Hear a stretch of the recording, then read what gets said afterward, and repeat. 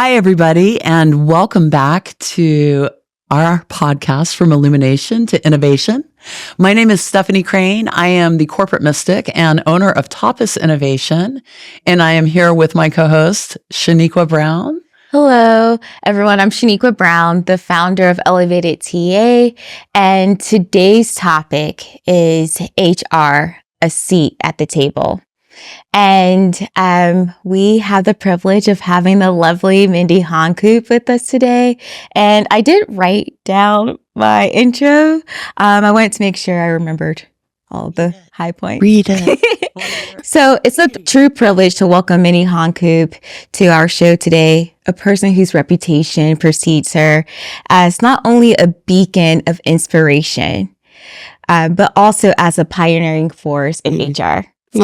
Our paths crossed as I was volunteering for Disrupt HR in Austin. And I was having dinner with Melinda Stallings, and she just raved about Mindy, your impact in HR and your authentic dedication to transforming HR.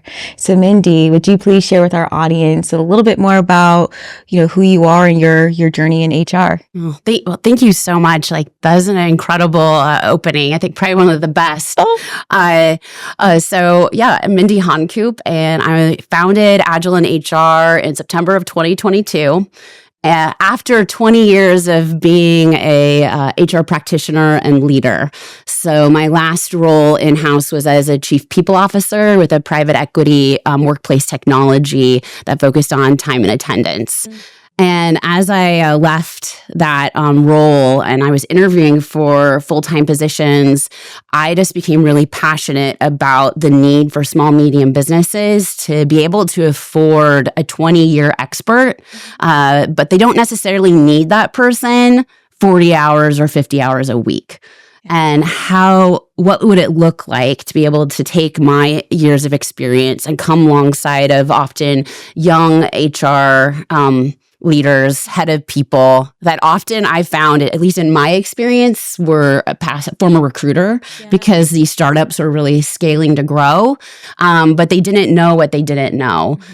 One of the companies that I was interviewing with actually hired me to be an HR advisor. And so that kind of sent me down this path of fractional and HR advising, which became Agile in HR. Fantastic. I do have a question for you. When we discussed, you're actually the inspiration. Mindy's the inspiration behind our HR series. She is. Stephanie and I came to you in our meet and greet, and we shared our vision for this discussion, and you helped shape our HR series that Stephanie is she was spearheading that. So thank you both. But when we think about just at a high level, HR, a seat at the table, what does that mean to you? What comes to mind first when you think about that? Well, first of all, what comes to mind is that HR truly co-shares the strategy of the business. I think you can think you have a seat at the table as an HR leader. You're sitting with the executive teams. But I think the differentiator for me of what is a true seat, which for me means that you have an actual voice that's being heard, that you're being able to drive that strategy and that it's co-shared amongst the executives. That's what a true seat at the table looks like for me. Co-shared. I know. I like that. I'm curious if that's happening. How does that make it different than when it's not? Right? Because when it's not... Sorry, I'm just very light. Bring the heat, Stephanie.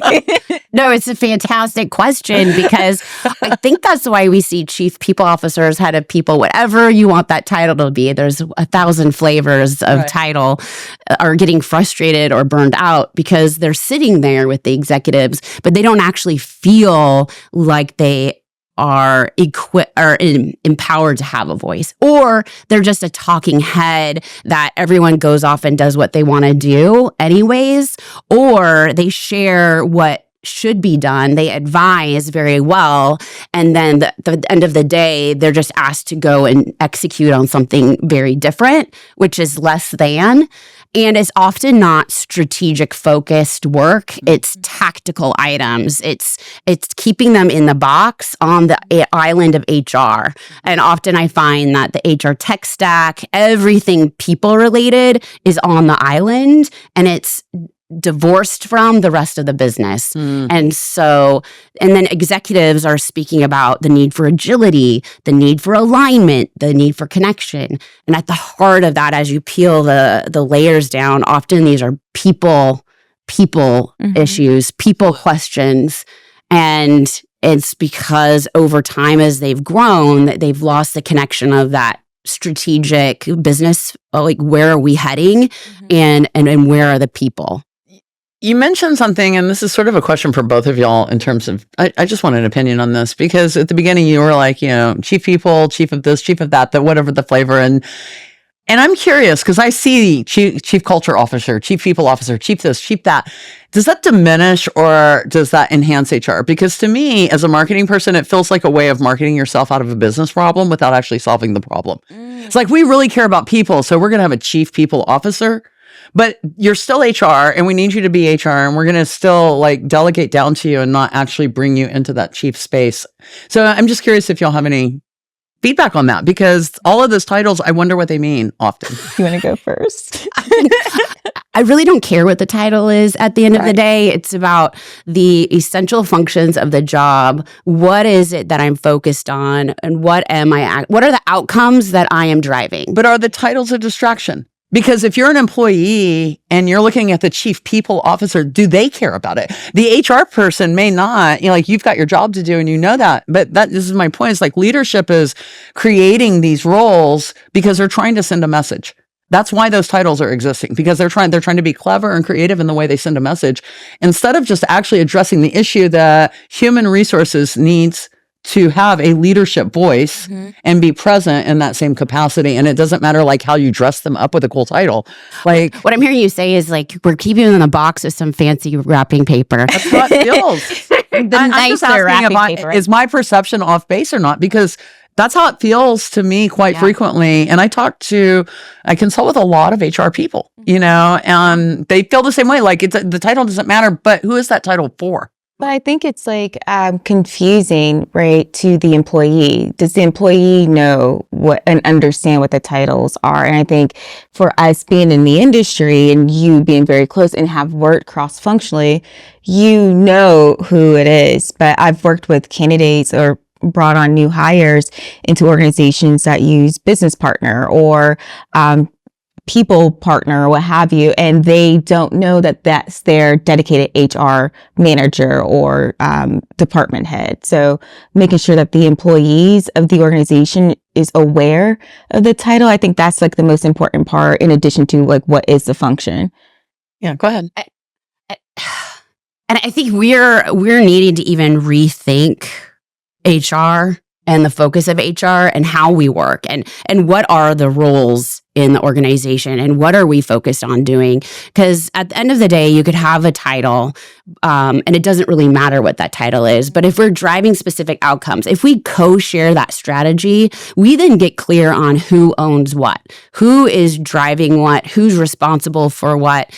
And then that starts and should be woven into how are we setting clear expectations? How are we holding each other responsible? Which then as we team and as we come together as a company, then we start to understand the roles that we're all playing. And then how do we work together to achieve these shared outcomes?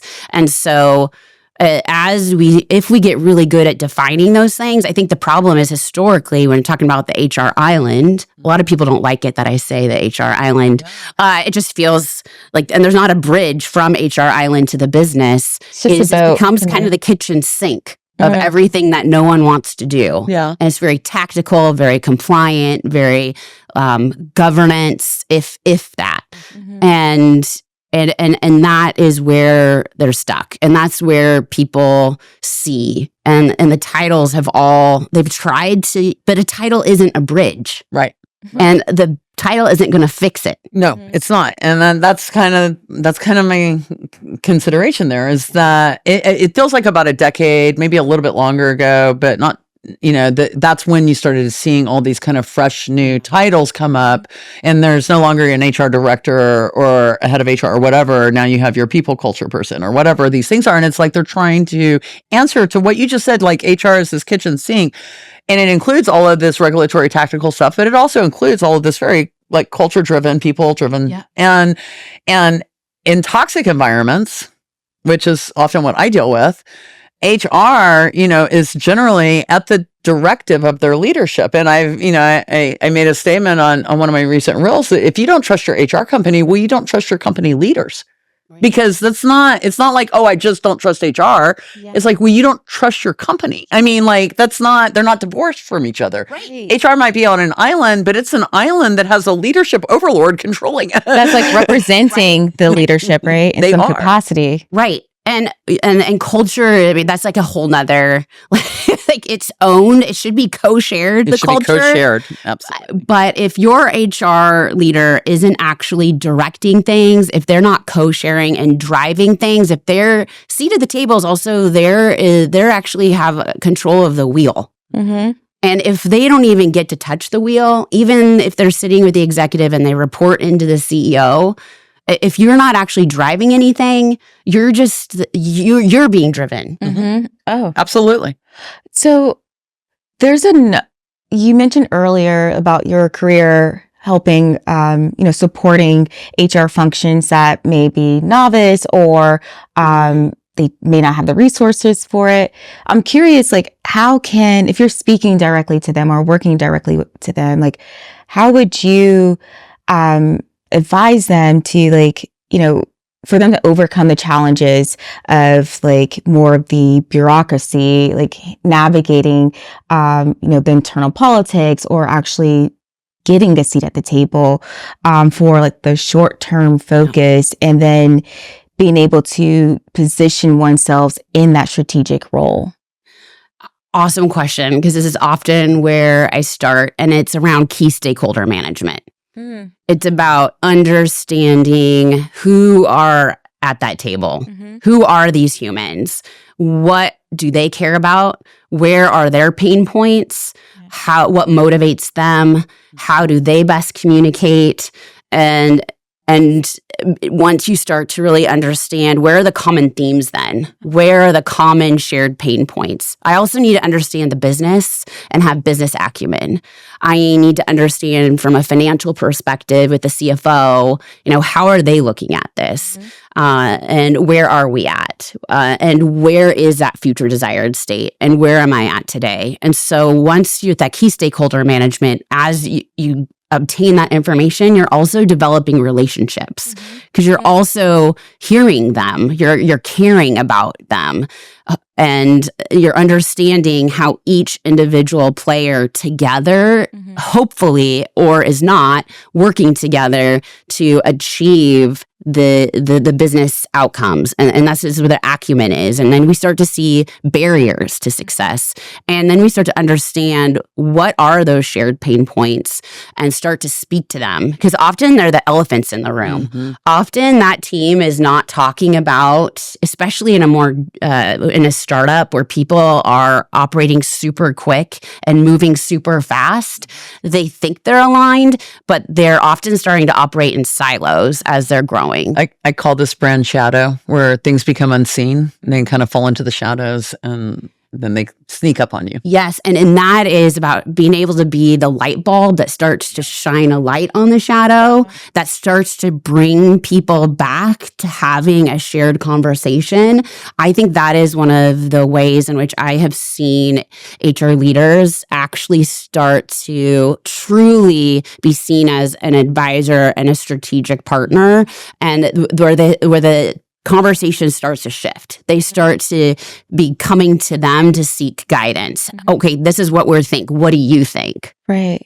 I'm curious in terms of like where we're at now. From your perspective, what is the most resistance to having HR have a seat at this? And where is that resistance coming from? Like, is it consistently like the CEO? Is it just something that's not thought about, that isn't seen as important? Or like what's the issue? Why isn't HR automatically at the table? They're so critical to the operation of the organization. I like to think so. I mean, you're not gonna get paid if they're there. Okay, you're simply not gonna get paid. So it benefits. I mean, at their very core, HR is the function, is a primary function of the operation. So why? I'm just curious. Do you have an opinion of over the years and what you've seen? Where are the obstacles that hit the hardest? Is it just ignorance? Is it resistance? And it depends. HR is like that. It depends. I know. That's a very HR response. I know, right? It's such an HR response. But you get two answers. Which one? No, I'm just no, but I think that often, like if we were to look at generically, and I think it probably depends on the industry too. Yeah, I agree. And I have a tech background, so I just always like to preface that. But in my experience, it's often that it could be CEOs that are being advised by a board that has unfortunately only worked with an old school HR where it really is about compliance and the tactical. And so they just haven't seen an HR person show up in a different way, or they haven't allowed an HR person to show up in a different way, and they don't know what they don't know. Mm-hmm. They don't realize what they're missing by not allowing the person to come outside of the box and actually have a true voice. So it sounds a little like it's just the way it's always been. And that HR has evolved and corporate. Or trying to evolve. Well, the HR is trying to evolve. But I talk to so many HR people who, the message that I hear from today versus 20 years ago is like night and day difference, totally different capacity almost in terms of their perspective and focus. And so I do think HR people don't want to be seen as the police. They don't want to be seen as the enforcers. They don't, even though that's part of their role in terms of enforcement and regulatory. And I think that that's valuable. It's like looking at compliance, for example. I worked in financial services, and compliance is like a really valuable resource, right? That can get a real bad reputation when you don't understand how much they're saving you, right? From lawsuits or, like regulatory fines or things of that nature. Yeah. So, I feel like HR gets caught into that mix quite easily, but what is this? So how do we move? How do companies move forward? Like, how do you open that awareness or illuminate? Mm-hmm. And I think it's starting to, I think it's also those steps is starting to show up differently and baby stepping into that to build the trust, to start to show up differently in the conversation. And a lot of that is through understanding, risk management and change management. Yeah. And that key stakeholder mapping kind of goes into all of that. And that, yes, and how do you balance the needs of the business as well as the human?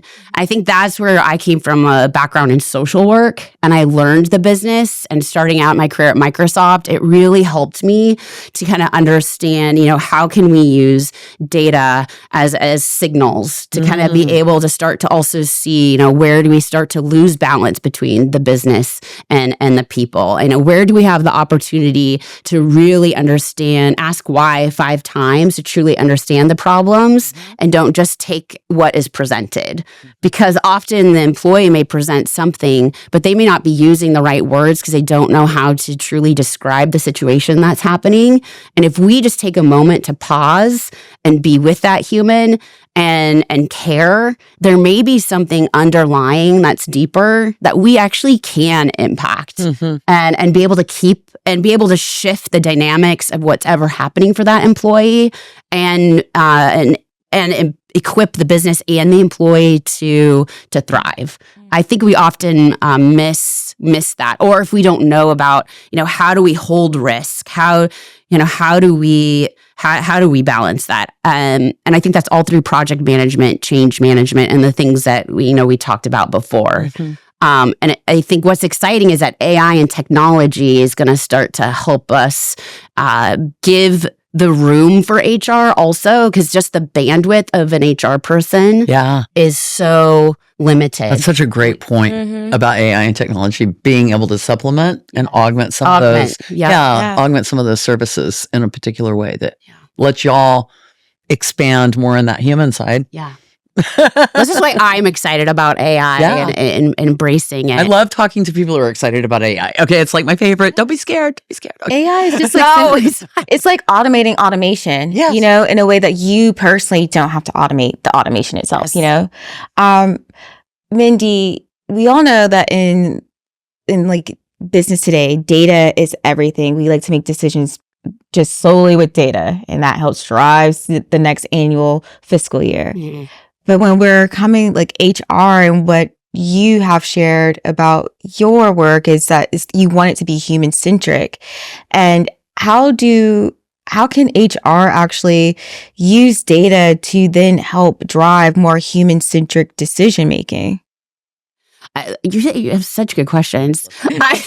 I love that question. And I also like to take a step back there, because the human-centered in data is so important, because I think that balances out. I think you can look at data all day long, and you could have two different people look at the same data, and they may have different takeaways. They may be wanting to spin an agenda or spin, and we don't even know it because we have bias. Right. And we may be like taking some aspects of that data, and if we're not going back and understanding the context, if we're not actually taking that and being inquisitive and curious to understand, well, what led to this number? Like, how am I going back to my employees and having a discussion first before jumping into assumption? How am I actually making sure that I truly understand what's going on here? I think when we use data as a signal to generate a greater conversation, to be curious, I think that's when it becomes powerful. And that's what kind of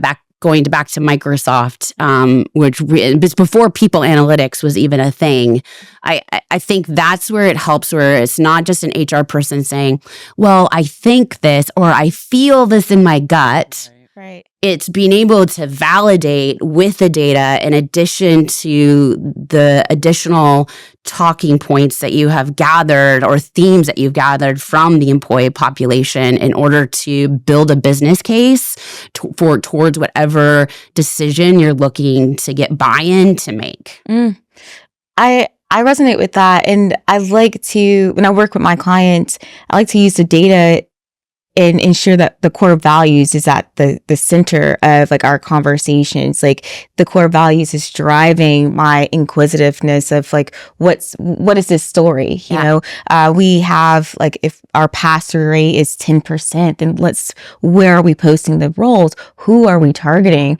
You know, what questions are we asking? Are these questions aligned with what we're truly valuing? You know, so leading with more curiosity before you start to like dive into the data and call it God, you want to understand how it happens. I like that. The other thing that popped into my head when you were talking, and you were like, you know, you want to use the data to support your perspective. That's kind of what you were saying.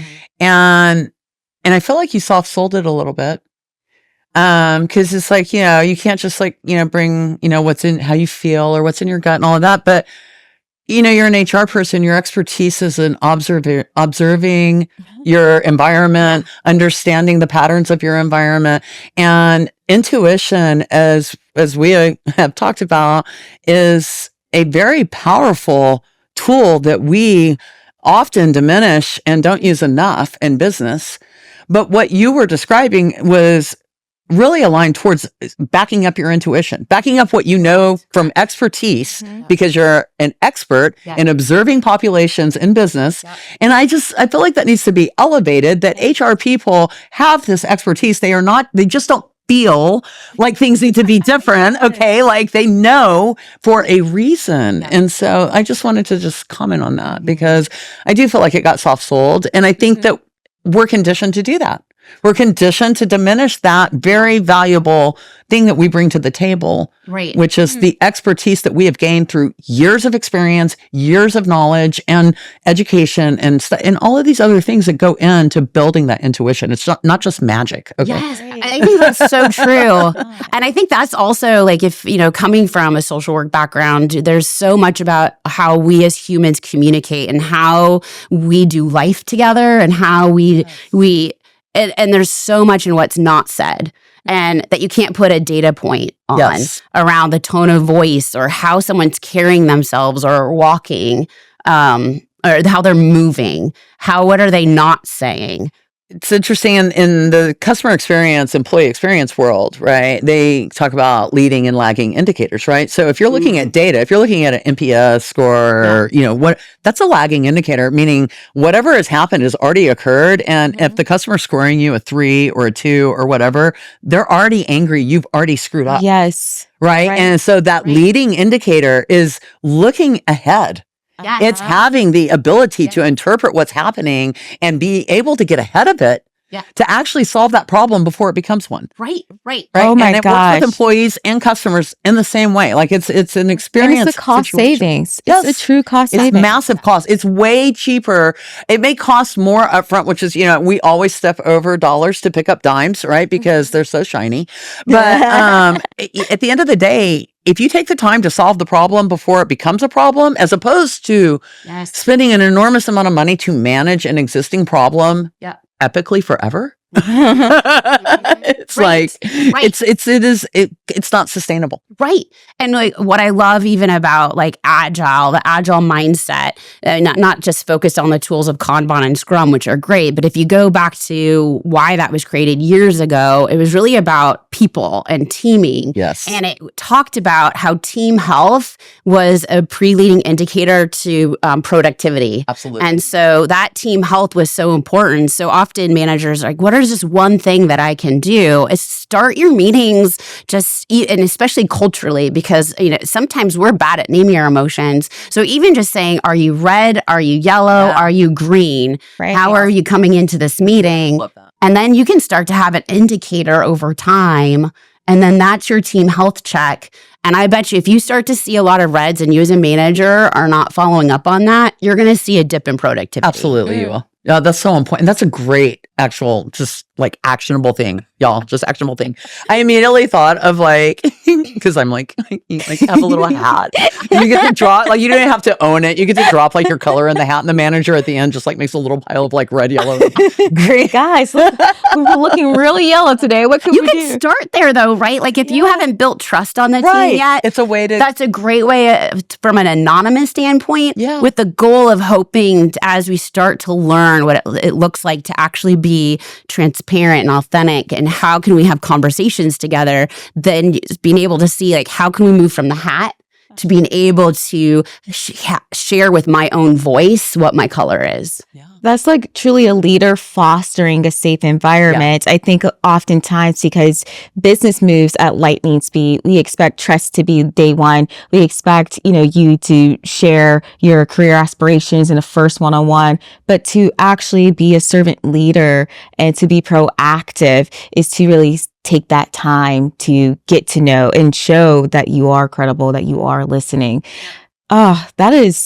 Those are some gems there. Right. I appreciate and even that. just some of these little gems are ways that HR leaders can once again have a seat at the table by suggesting some of these things and try it out with managers that are maybe more open to trying this.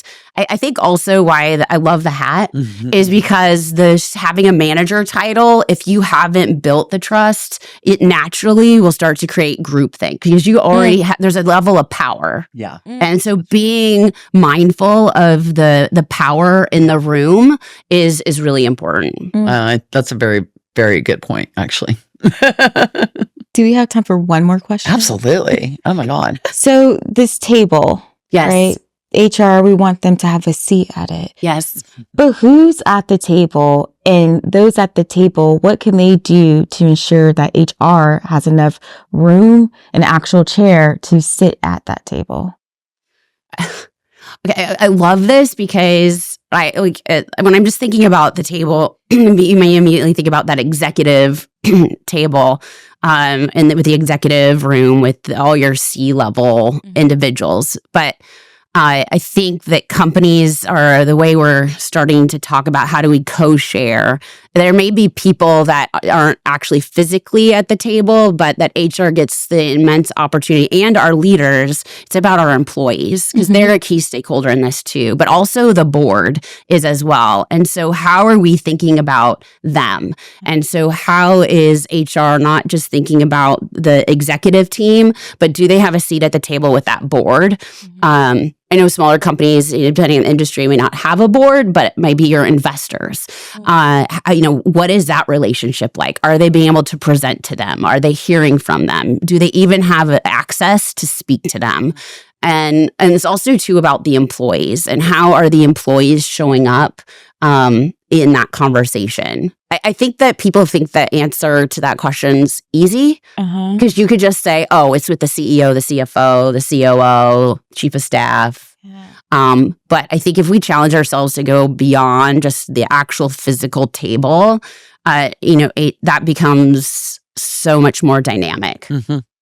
I never thought about the board or the investors, but that makes so much sense because essentially the CEO, the executives, that's their boss. That's their boss, exactly. Right? 100%. So do you have access to their boss? Yeah. Leadership is driving culture wherever that leadership starts. 100%. Wherever it starts. And if that's at the board, that's at the board. And there should be accountability all the way to that level for the value systems of those organizations. And HR having a seat, being able to help those value systems become more aligned, because it's really functionally where I think HR can have a huge impact in understanding the company value and the employee value. They're the ones that see both sides of that with the most clarity, I believe. And so it matters. Yeah. Does. Well, Mindy, what would be like maybe your takeaway that you would want to share with our audience about HR and a seat at the table? I want to say that it is possible. What is one thing? And I think a lot of HR leaders that I've been talking to have lost hope. And I think there's actually so much hope. And it's about really thinking about, from a mindset perspective, really checking in with yourself first. And really thinking about, how am I perceiving me in my role? And where do I feel that I am empowered or not? And we got to reconnect with ourselves first. Yes. And if we aren't confident in that, if we don't have the value of our own self, we have to find that first. And then once we find that, what is that one thing that you could start doing? What is that first step? It can often become overwhelming. So I always think, let's break it down. What's just that one next thing that you can control, that you can start to drive and start to shift the conversation to be able to actually have a voice and a seat? I love that. My company is Tapas, and it has nothing to do with food, except we know that Tapas does. So I say, I'm getting hungry here. I say always, we take things in tiny bites. I love that. Right? Because we bite off what we can chew, and that's it. And then we swallow, and then we move on, and we take another bite. And so I love that you talk about just start where you can, and especially starting within. It has to start there. You have to start at home, within yourself. That's beautiful. Thanks. Well, Mindy, thank you so much. It was very insightful. Reiterating what Stephanie said, starting within and then moving into what you can control. That's wonderful. And I'm sure our audience will appreciate it. And they will be motivated and inspired as you inspire me. So thank you so much for joining us. And again, it's been a lot of fun, and I feel empowered, and HR will have a seat at the table. It was such a joy. Thank you so much for having me here. I couldn't have thought of my first podcast in person that now I said the bar is set so high. It was awesome. Thank you. You are so welcome. Oh my God. Thanks everybody for joining us, and come back soon. See you soon, y'all. Bye. Thanks for listening to our show. Show us your support by following us on your favorite podcast platform, Apple, Spotify, or wherever you listen. You can also find us on Castus at FromIlluminationToInnovation.castus.com. If you love our show, share it with your friends and coworkers too. Let's all work together to help businesses vibrate higher.